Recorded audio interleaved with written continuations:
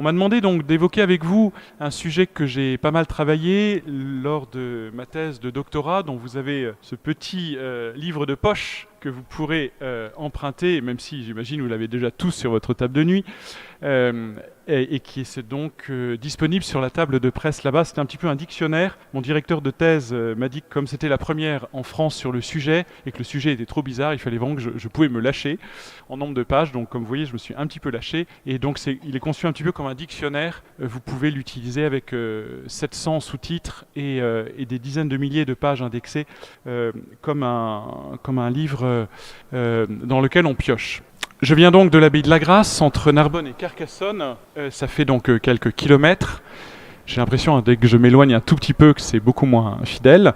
Une abbaye qui est un monument historique et qui reçoit, dans une région qui a été sous domination musulmane pendant très longtemps, avant Charlemagne, sous Pépin le Bref en particulier, régulièrement des convertis de l'islam ou des personnes qui se posent des questions. Et comme certains d'entre vous, plus habitués encore que moi, depuis de longues années, on a l'expérience de rencontres avec le Christ extraordinaires, d'apparitions, de phénomènes de générosité, de courage extraordinaires qui amènent des hommes et des femmes à suivre le Christ et à tout renoncer pour lui, et qui, après 1 an, 2 ans de vie chrétienne, de fréquentation des sacrements, disparaissent un petit peu des radars. Et donc c'est pour ça que je crois, à en croire les statistiques de la Conférence des évêques de France il y a quelques années, qu'on estime qu'à peu près 1/3 des néophytes, donc des nouveaux baptisés, disparaissent des radars. Ça ne veut pas dire forcément qu'ils ont abandonné la foi, mais en tout cas ils ne sont plus dans la paroisse où ils ont commencé à pratiquer au bout de 3 ans, en moyenne. Heureusement, il reste donc les 2/3, mais pourquoi ont-ils disparu ? Eh bien, très probablement parce que certains n'ont pas toujours été bien intégrés à nos communautés. Les conférenciers de ce matin l'ont dit avec regret, et c'est une joie que vous soyez si nombreux et que ces forums se multiplient pour évidemment être toujours plus accueillants, délicats, pour intégrer ces personnes dont la culture n'est évidemment pas toujours la nôtre et dont l'arrière-fond culturel les rend parfois imperméables, au moins partiellement, à toutes les dimensions morales et doctrinales de la foi chrétienne. Mais aussi parce qu'ils n'ont pas toujours des racines solides, au sens de la parabole que nous allons contempler tout à l'heure, des racines solides qui leur permettent de résister aux tempêtes. C'est évident que si vous avez planté un petit chêne il y a quelques semaines et qu'arrive une grande tempête, il va s'arracher beaucoup plus vite que s'il est là depuis 200 ou 300 ans, solidement en terre, avec des dizaines, voire des centaines de mètres de racines. Cela vaut en soi pour tout converti. Et les statistiques que je vous donnais tout à l'heure sont à peu près celles de tous les nouveaux convertis, tous les nouveaux baptisés en France. Mais est-ce qu'il y a un combat spirituel propre aux convertis de l'islam ? Autrement dit, nous allons aborder beaucoup de choses qui concernent tous nos combats spirituels, et celui que nous avons tous à mener comme catholiques, pour certains d'entre vous, depuis notre naissance. Mais est-ce qu'il y a une particularité pour ceux qui rencontrent le Christ à l'âge adulte, pour la plupart, en faisant cet itinéraire si héroïque, si admirable de l'islam jusqu'au Seigneur ? Je crains que oui, puisque nous avons tous l'expérience, et les conférenciers de ce matin nous l'ont bien rappelé, d'un communautarisme particulièrement emprisonnant sur le plan sociologique et donc psychologique. Deuxièmement, d'une entrave que je crois proprement inspirée par le diable et qui est intrinsèque à l'islam, j'en dirai un mot tout à l'heure. Et puis il est évident que c'est pas trop à la mode de faire ce passage-là de l'islam vers le Christ. Je vous donne des chiffres que vous connaissez un petit peu. Si la fourchette basse rappelée par Marc Fromager tout à l'heure est que 300 musulmans se convertissent chaque année au christianisme, ce sont 6000 baptisés qui passent à l'islam chaque année, semble-t-il. 6000 baptisés, c'est pas 6000 pratiquants. C'était souvent des baptisés sociologiques qui, hélas, n'ont reçu aucune catéchèse et qui se détachent et abjurent la foi de leur baptême, si tant est qu'ils l'aient professé une seule fois. Et je vous rappelle, Xavier Alloy le sait mieux que moi, que dans les pays autrichiens ou allemands, où les protestants en particulier, mais les catholiques aussi évangélisant les musulmans sont beaucoup moins nombreux que nous, les conversions sont 25 fois plus importantes. Et donc nous avons, comme Jean-Yves le rappelait à l'instant, une vraie nécessité à multiplier les initiatives comme celle d'aujourd'hui. Mais qui se bat contre qui dans le combat spirituel ? Vous allez me dire, mon père, on se bat contre le diable, c'est évident, mais c'est beaucoup plus subtil que ça.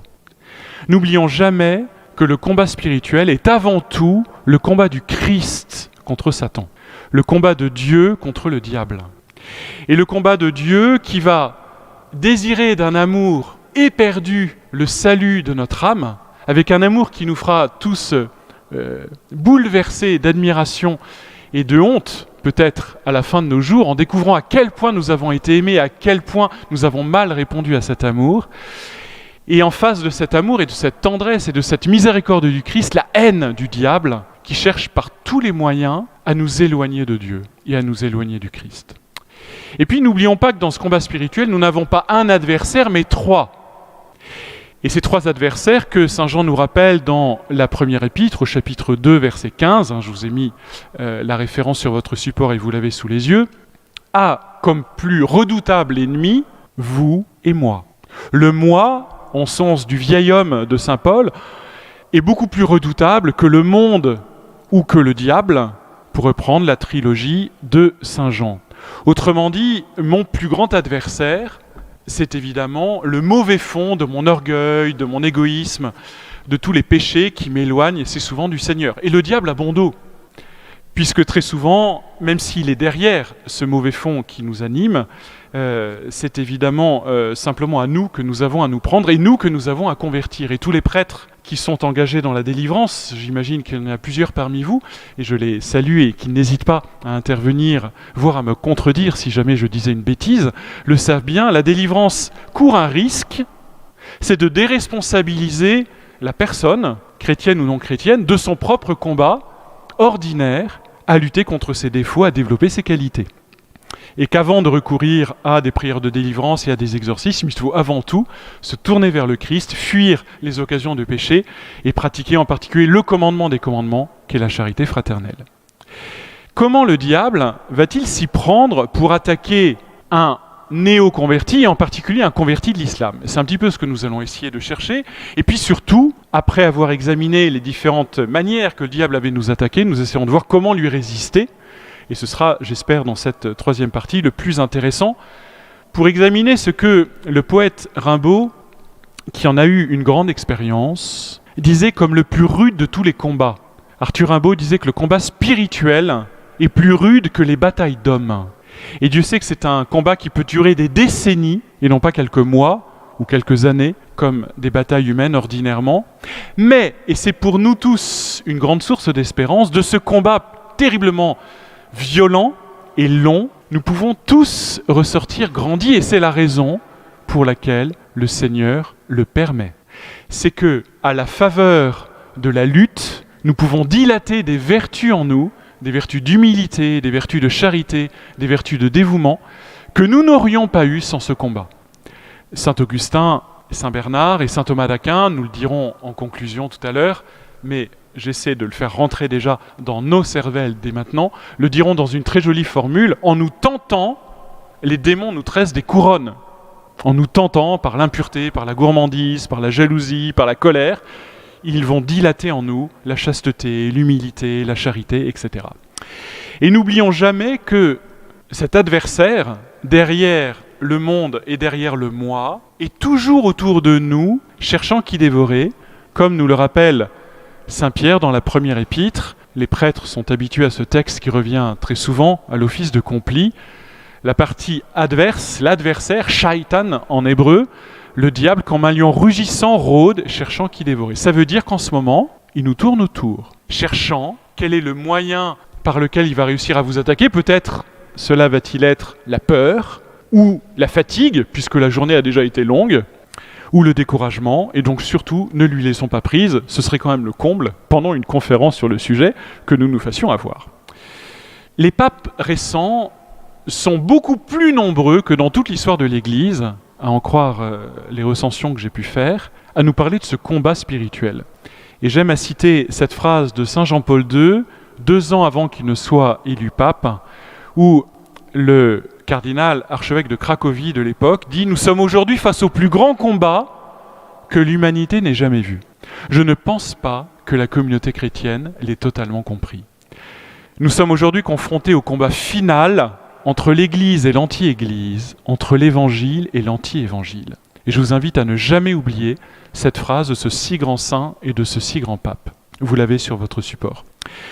Quelques années plus tard, en 1980, alors que le cardinal Caffarra, nommé par Saint Jean-Paul II à la tête de cette espèce de CNRS au service des études sur la conjugalité, le mariage et la famille, écrivait à la dernière voyante de Fatima, la sainte carmélite lui répond ceci. La bataille finale, rappelez-vous ce que nous disait Jean-Paul II il y a un instant, la bataille finale entre le Seigneur et le règne de Satan portera sur le mariage et la famille.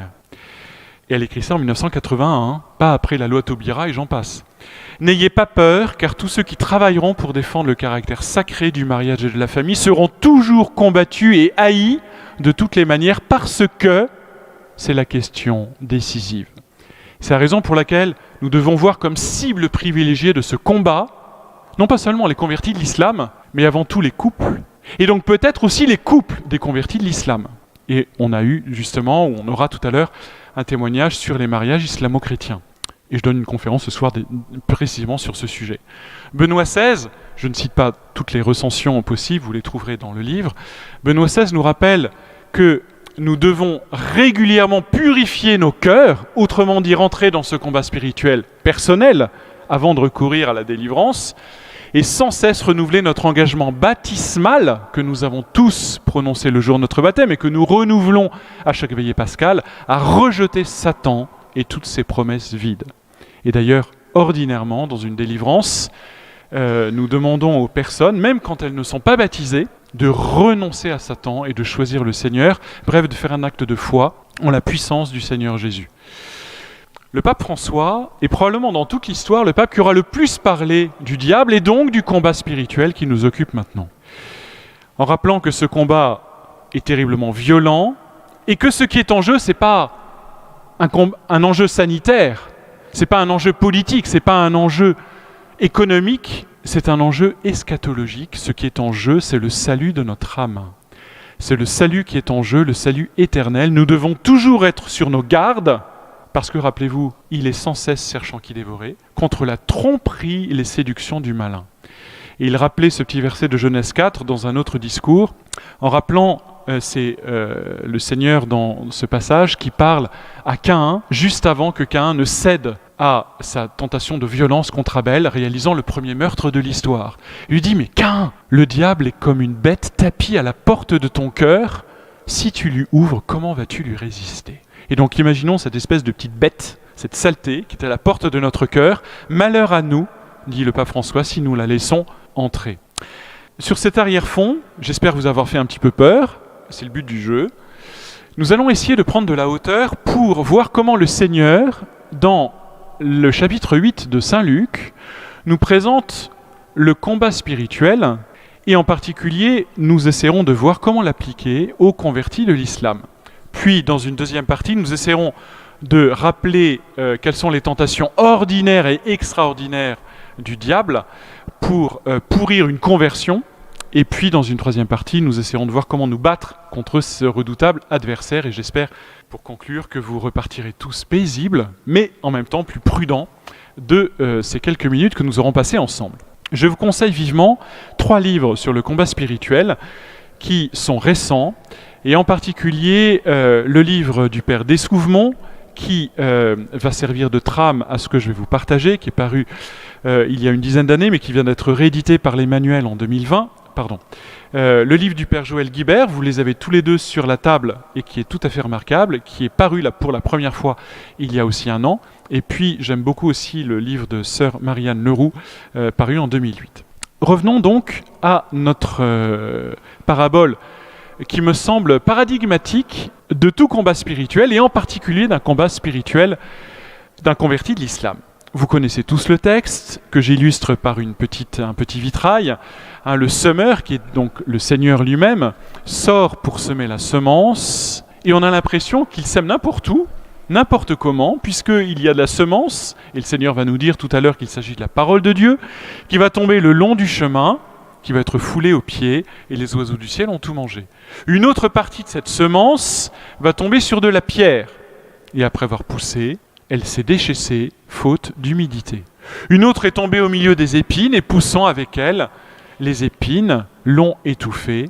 Une autre enfin, heureusement, tombe dans la bonne terre, elle pousse et produit du fruit au centuple.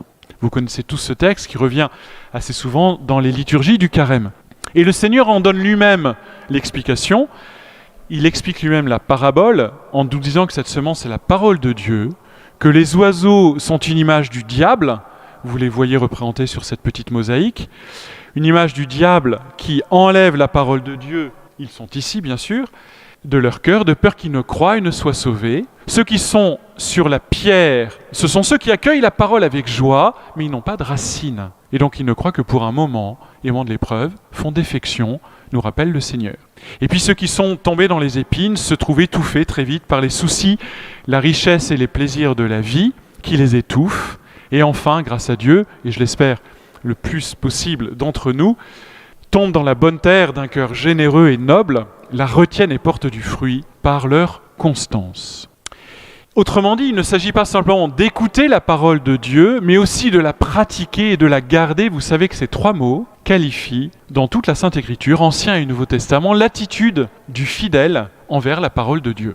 Écouter, mais aussi pratiquer et garder, comme la Vierge Marie l'a fait surexcellemment. 2 versets de Saint Luc, justement, le rappellent. Elle gardait toutes ces paroles en son cœur, les méditant sans cesse. Donc je vous laisse méditer mes 3 petits triangles, mais surtout on va maintenant, avec ce tableau, essayer de voir comment les convertis de l'islam, qui hélas se trouvent parfois tentés d'abandonner, sont exposés à ce combat. La parole qui tombe le long du chemin, les oiseaux qui les mangent, sont donc une image du diable qui va enlever la parole du cœur des nouveaux convertis, et de peur qu'ils ne croient et ne soient sauvés.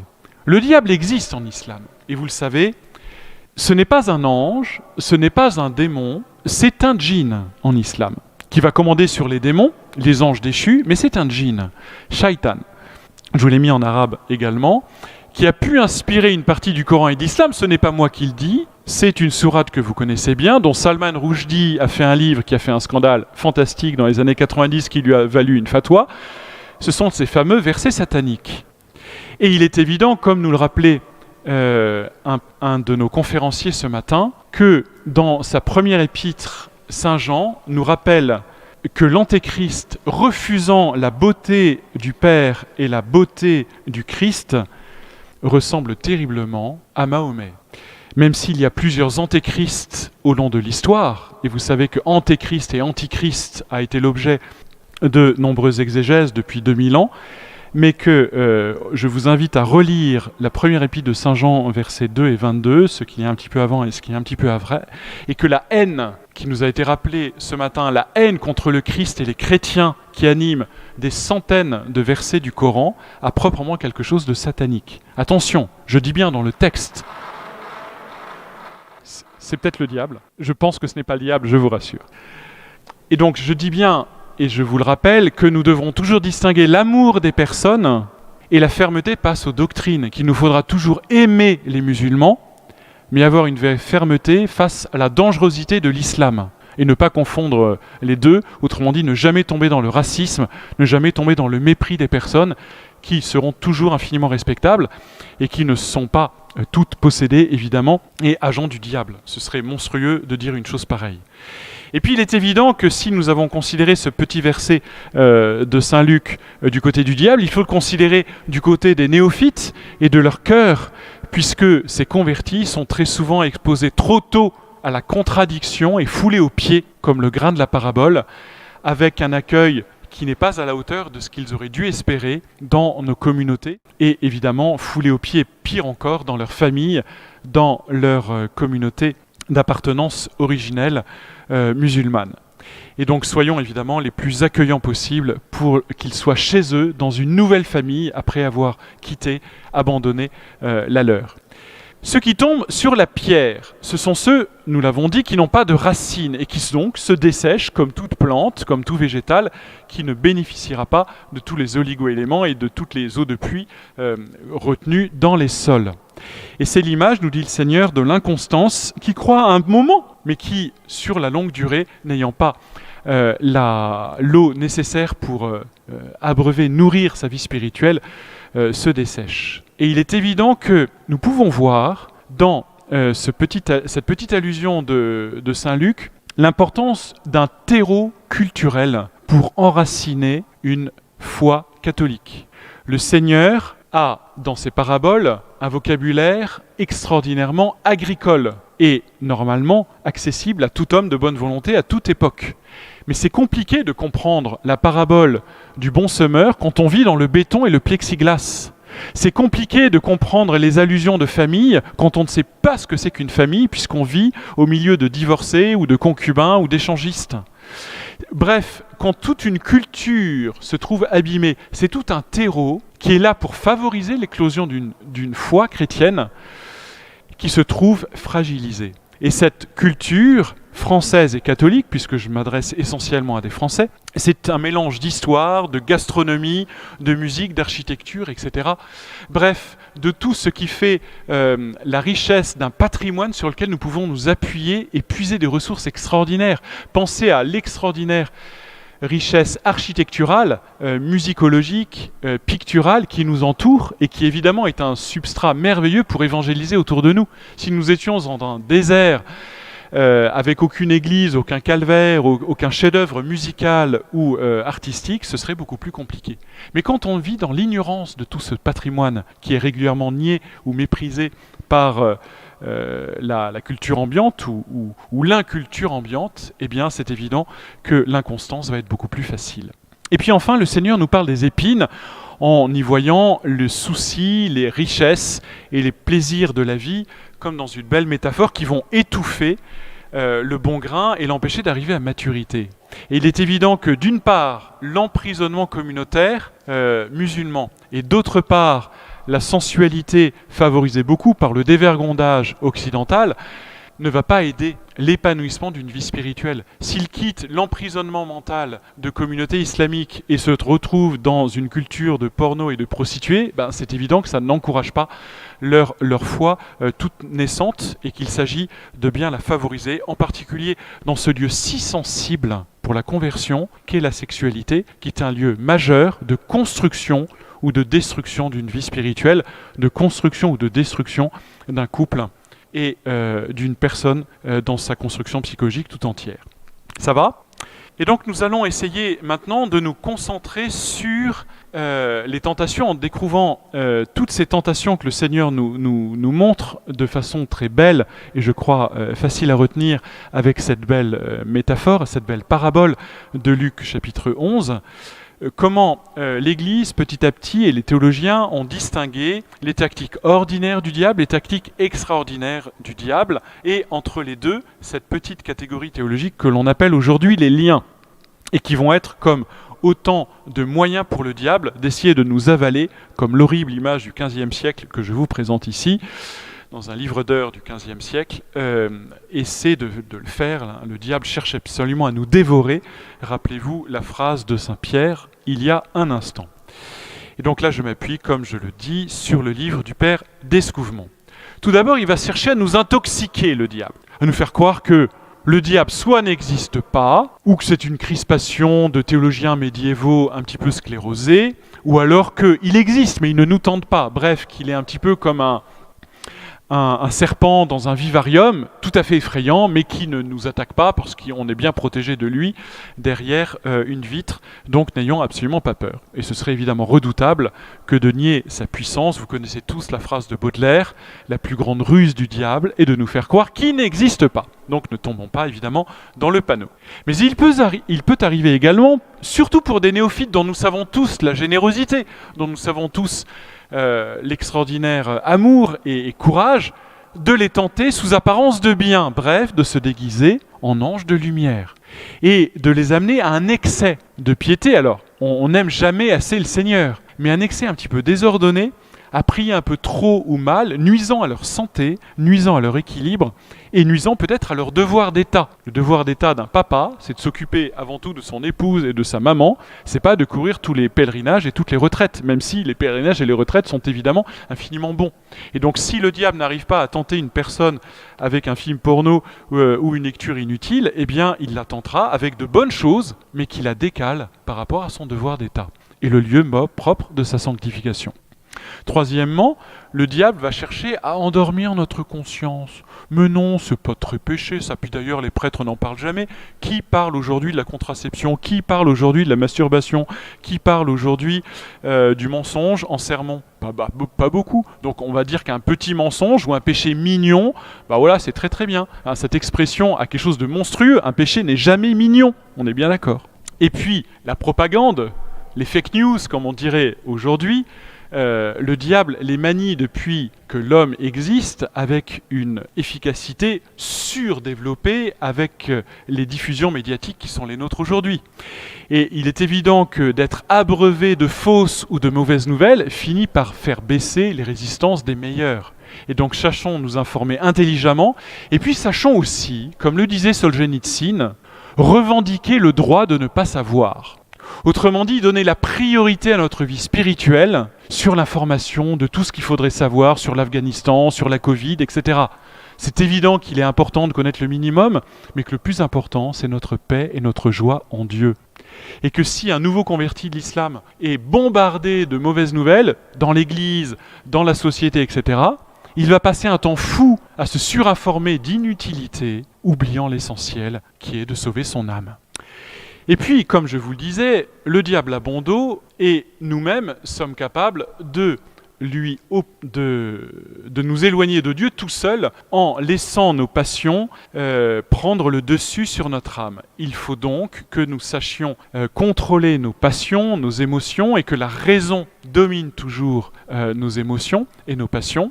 Et le diable saura utiliser nos peurs et nos désirs pour parfois nous faire tomber dans le mal, en se cachant du coup derrière nos propres émotions, nos propres passions.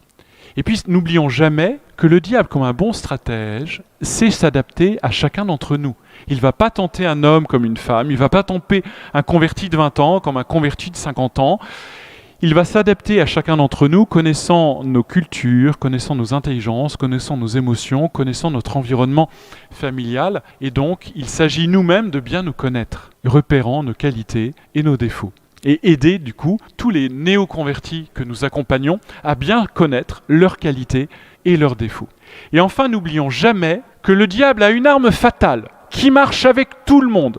Et en particulier peut-être avec des nouveaux convertis qui n'ont pas des racines aussi solides que des vieux convertis, c'est le découragement. Et là, vous avez l'arme fatale, plus grave encore que l'impureté ou l'orgueil, parce qu'elle casse les ailes du nouveau converti, qui justement aura vécu une telle expérience magnifique et bouleversante avec le Christ, que cette tiédeur, cet affadissement de sa ferveur et de sa générosité pourra du coup lui faire tout à coup douter de la réalité, de la beauté qu'il a entrevue un jour dans un songe ou dans une communion eucharistique ou dans une messe.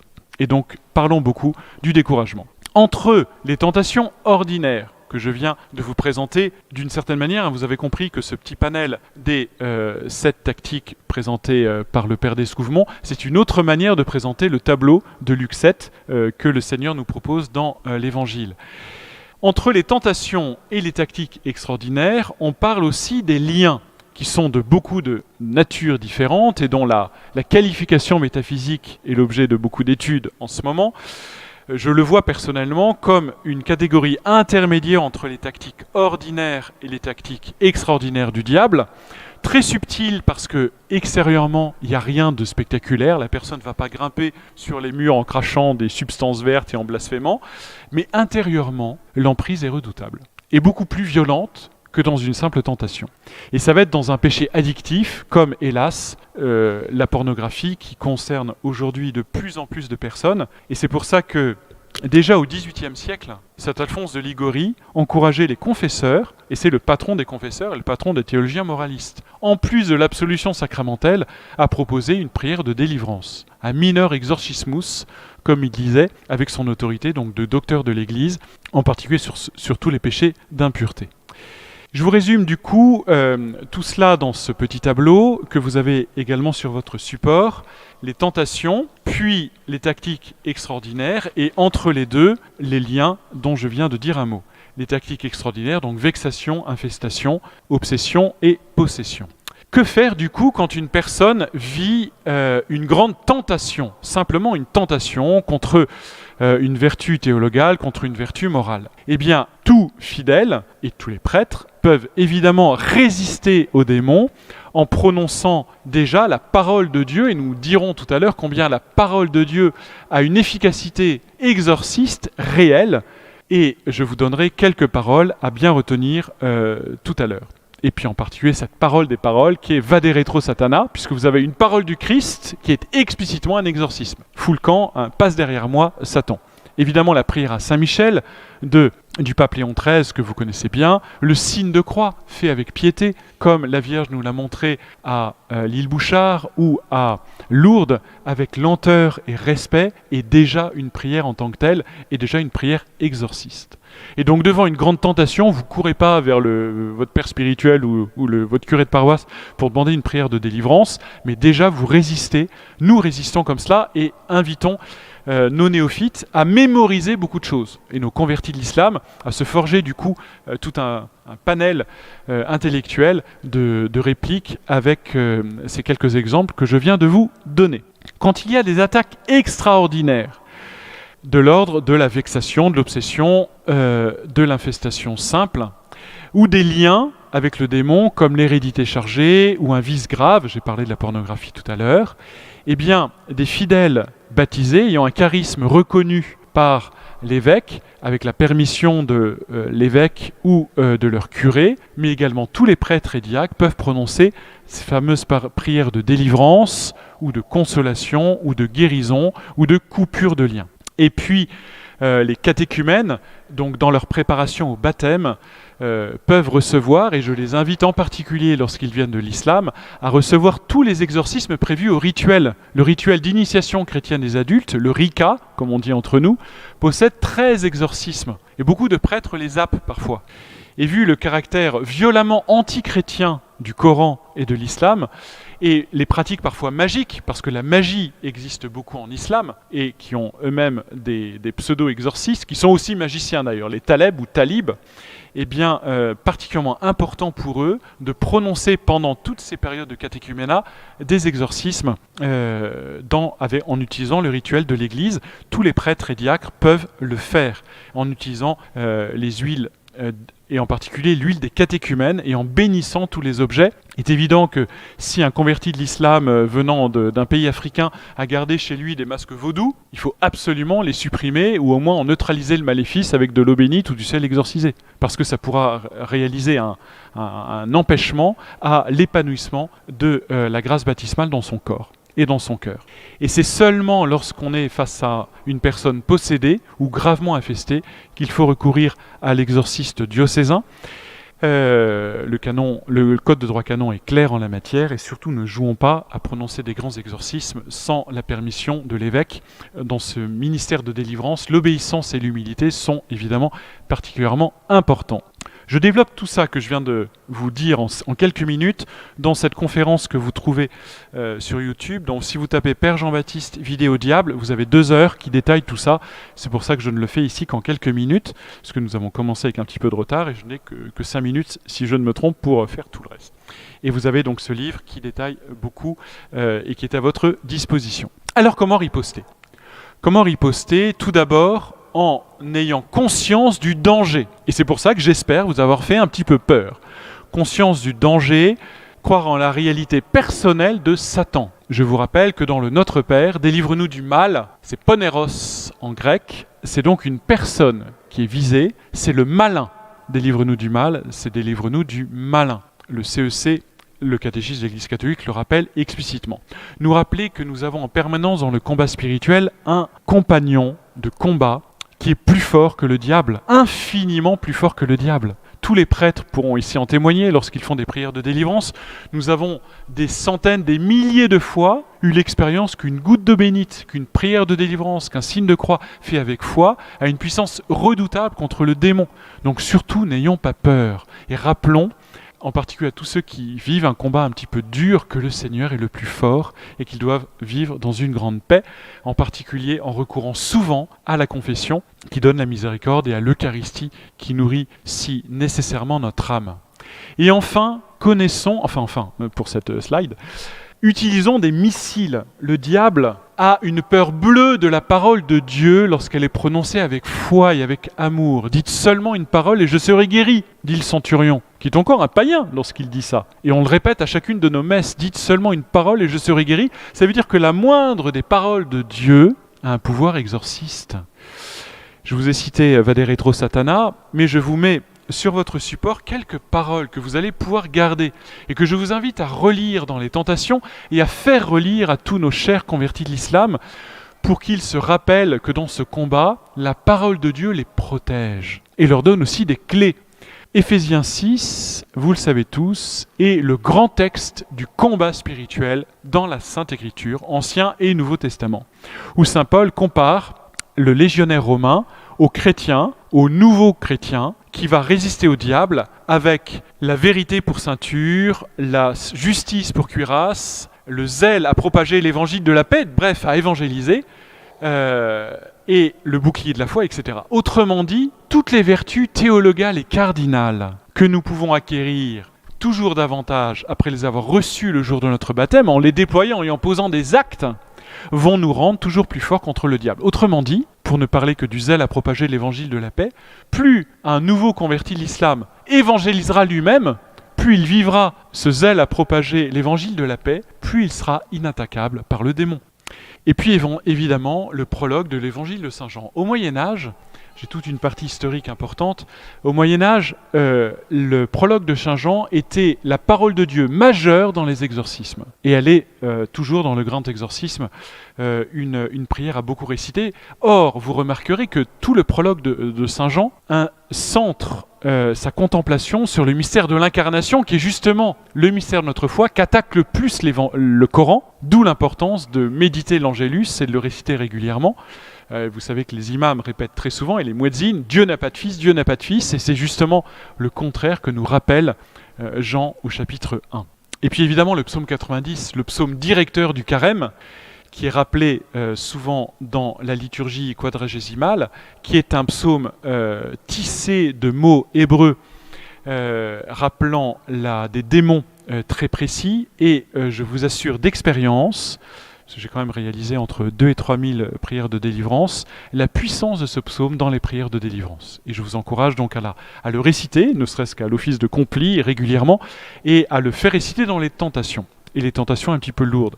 Et puis évidemment, ce passage d'exorcisme et de don de la puissance de délivrance en Marc 16, je vous ai mis sous ces textes, et il y en a évidemment bien d'autres.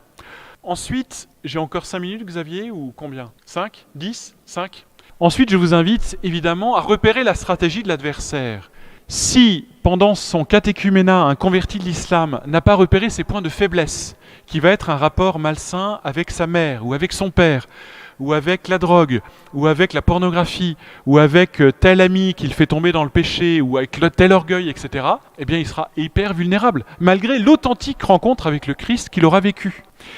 S'il ne s'entraîne pas régulièrement à se battre contre un défaut, s'il n'attaque pas régulièrement le diable sur une de ses positions, autrement dit en posant l'acte contraire, eh bien il va être battu dans ce combat spirituel. Et tout simplement, s'il se rend compte qu'il est un petit peu gourmand, eh bien il va mettre le pot de confiture ou de Nutella ou la boîte de chocolat en disant eh bien aujourd'hui non. Et Laurent Scupoli, le grand maître du combat spirituel au XVIe siècle, dont le livre était tout le temps dans la poche de saint François de Sales. Le livre, je ne l'ai pas cité, mais tous les auteurs que je vous citais tout à l'heure l'utilisent beaucoup. Le livre du père Scupoli a été le premier grand livre au XVIe siècle qui a fondé vraiment la tradition du combat spirituel, enfin refondé la tradition du combat spirituel. Et Scupoli rappelle que devant tous les péchés, il faut les attaquer de face en disant non, sauf l'impureté, où là il faut partir au galop. Vous n'avez pas regardé un film porno en essayant de résister. Je pense qu'on est tous d'accord. l'équipement par des jeûnes réguliers. Et c'est très important, on est dans une société hédoniste où tout est bien-être, confort, coaching, développement personnel, et tout ça n'est pas inutile évidemment, et parfois peut faire beaucoup de bien. Mais il s'agit régulièrement de rappeler à notre corps qu'il est là pour nous obéir, et pas pour commander. Et ça suppose, de temps en temps, dans la mesure où notre santé le permet, de se priver de superflu pour rappeler la domination de notre âme sur notre corps. Et puis surtout nous rappeler que le Christ va gagner, et qu'il a déjà gagné en nous. Bref, demander au Saint-Esprit une âme de vainqueur. Si nous partons battus dans le combat spirituel, nous sommes foutus. Il faut partir avec une âme de vainqueur et se rappeler que le Saint-Esprit, qui est le grand exorciste au sein de la Sainte Trinité, c'est pas moi qui le dis. Pourquoi je bouge mon doigt à votre avis ? J'ai pas mal de pages là-dessus. Parce que c'est le Digitus Dei, nommé par le Veni Creator, nommé par l'Évangile, nommé par les magiciens de Pharaon, qui est une image du Saint-Esprit, qui va être le grand exorciste de la Sainte Trinité pour chasser le diable. Et c'est pour ça que le Veni Creator parle du Saint-Esprit comme le Digitus Dei, et que c'est le doigt de Dieu qui exorcise dans Exode 6 et 7, et dans l'Évangile, je vous donnerai tous les passages si vous le souhaitez. Donc invoquez-le dans le combat spirituel. Une prière intime, le char blindé, une image que vous pourrez retenir plus facilement, et puis bien sûr, protégez-vous sous le manteau de la Vierge Marie. Plusieurs d'entre vous ont eu la joie de pèleriner avec moi à Guadeloupe, au Mexique, il y a 1 an et demi. Nous sommes devant une image où la Vierge nous montre son beau manteau bleu, et vous savez combien une maman aime protéger ses petits sous ses ailes, les protéger sous sa jupe, et combien la Vierge, dans ses apparitions, nous montre l'ampleur de son manteau pour que nous puissions nous y réfugier et trouver là une véritable maman. Et si un jour il faudra une conférence d'ailleurs sur la place de la Vierge Marie dans le combat spirituel, la Vierge Marie dans l'aide à notre conversion de nos chers musulmans, puisque beaucoup de ces apparitions sont liées à des victoires contre l'islam, et beaucoup de ces fêtes liturgiques aussi, vous le savez, le 12 septembre, bientôt, en particulier la victoire de Vienne, que vous connaissez bien. Et je vous encourage par exemple à porter la médaille miraculeuse, et à recourir à elle, et à la toucher dans les moments de tentation. Si vous n'en avez pas, j'en ai plein dans les poches, n'hésitez pas à m'en demander tout à l'heure. La rue du Bac n'est pas loin, mais j'en ai plein dans les poches, elles sont bénites et gratuites. Et puis évidemment, nous avons les anges et les saints qui sont autour de nous, et n'oublions pas la puissance du chant, et en particulier des chants bénis par l'Église, comme le chant grégorien, un sacramental qui a une puissance bien reconnue, et je vous rappelle, avec Vatican II et Sacrosanctum Concilium, la puissance et la beauté du chant grégorien pour lutter dans ce combat. Je vous ai mis ce petit tableau de synthèse, vous l'avez sur votre feuille pour conclure. N'oublions jamais que les saints ne sont pas ceux qui ne tombent jamais, mais ceux qui se relèvent toujours, comme le dit magnifiquement le fondateur de l'Opus Dei, Saint José Maria, dans la phrase que je vous mets ici. Autrement dit, que si un converti de l'islam s'est éloigné du Seigneur au bout de quelques années de conversion, et nous en avons tous des exemples, il pourra se relever. Et si le Christ, dans le chemin de croix, je vous mets un extrait du crucifix de Saint-Nizier que certains connaissent bien et qui m'est cher à Lyon, si le Christ a lui-même voulu tomber sur le chemin de la croix et se relever, c'est pour que nous ne soyons jamais découragés de nos chutes et que nous fondions notre force dans la sienne pour nous-mêmes nous relever. N'oublions jamais que ces chutes et ces combats peuvent avoir une place dans le plan divin pour augmenter notre gloire ultime en développant des vertus qui nous auraient peut-être manqué avant le début de ce combat. Et c'est ce que je disais tout à l'heure avec cette si belle phrase de Saint Augustin, reprise par Saint Bernard et reprise par Saint Thomas: en nous tentant, les démons nous tressent des couronnes. Et donc en nous tentant par l'orgueil, par la vanité, par le désespoir peut-être, ça va être des couronnes d'humilité, d'espérance, de chasteté, de foi, de force, qui vont être dilatées dans l'âme du converti.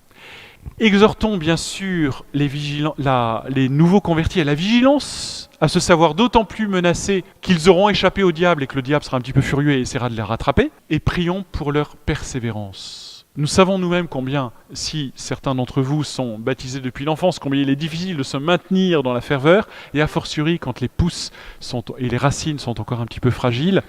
Et je vous propose pour cela de terminer par cette petite prière.